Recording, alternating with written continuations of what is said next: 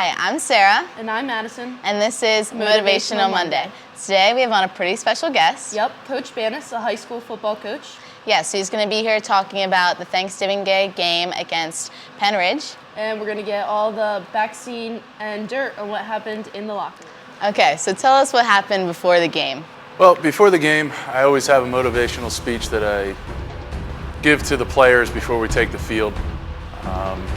It was no different come Thanksgiving. I do a lot of research online. I listen to a lot of motivational speakers. Usually something comes to mind leading up to the week prior, whether it's something that they said in the newspapers, which did occur this year leading up into Thanksgiving and the game. So I did use that in my pregame motivational speech. I talked to the players about how important this game is and what they would remember from this game. We have now, at the end of my speeches, come up with a new method for taking the field or leaving the locker room, where I'll say a couple of things and they'll repeat it after me. For instance, right now, what we've been doing is we've been chanting that team, community, Panthers, and win. And we would keep continuously doing that throughout until we're ready to take the field. And then we would take the field after we go through those chants and then come out of the locker room. So tell us, you walk onto the field and the first half didn't really go your way. Tell us about that. Yeah, the first half, it seemed like we couldn't get anything going offensively. Defensively, we had a hard time stopping them. Special teams wise, they were the flip in the field in their advantage. Every call seemed to have gone their way a little bit. And we were not playing as well as we were or capable of. And on the flip side, I give Penn Ridge a lot of credit because they jumped out to a 21-0 lead at halftime, and we were a little shell-shocked, I think. First half didn't go our way, so you go into the locker room, and what did you tell the guys? Well, coming off the field, I wasn't too enthused about the way we played in the first half. I thought that we never woke up that morning to play the game. I went into the locker room after everybody got settled, and everybody was sort of hanging their heads a little bit, and we're in a little bit of a dismay as far as what was going on, how things were going. So I went in to talk to them, try to wake them up.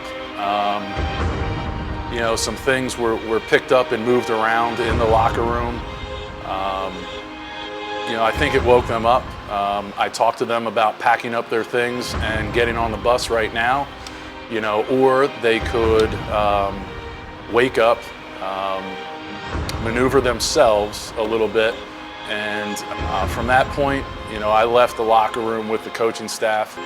We talked about game planning for the second half and what we could do with the kids to get them in the right position for the second half to make plays, in all three facets of the game.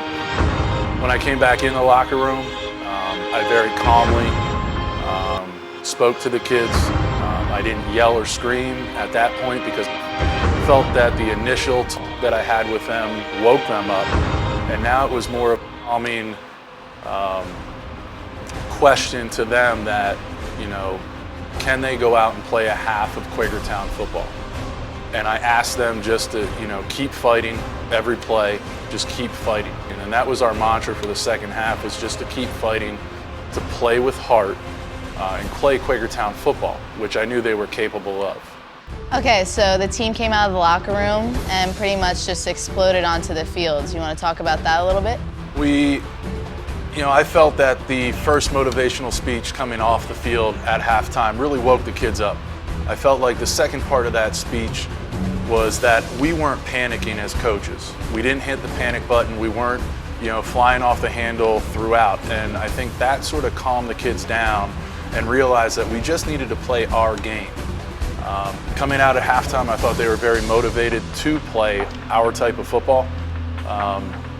Again, just fighting play after play and playing with heart and playing Quakertown Panther football. Coming out at halftime, we did just that.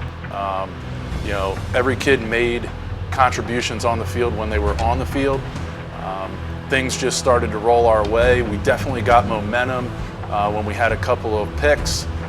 We called a perfect play. Coach Hunter called a reverse pass with Besh throwing it back to Garlic, which really, I think, took all the momentum and brought it to our side. And then from that point out, we were able to stuff them on defense and just start rolling on offense and giving it to our guy Burns and letting them pound away at the rock.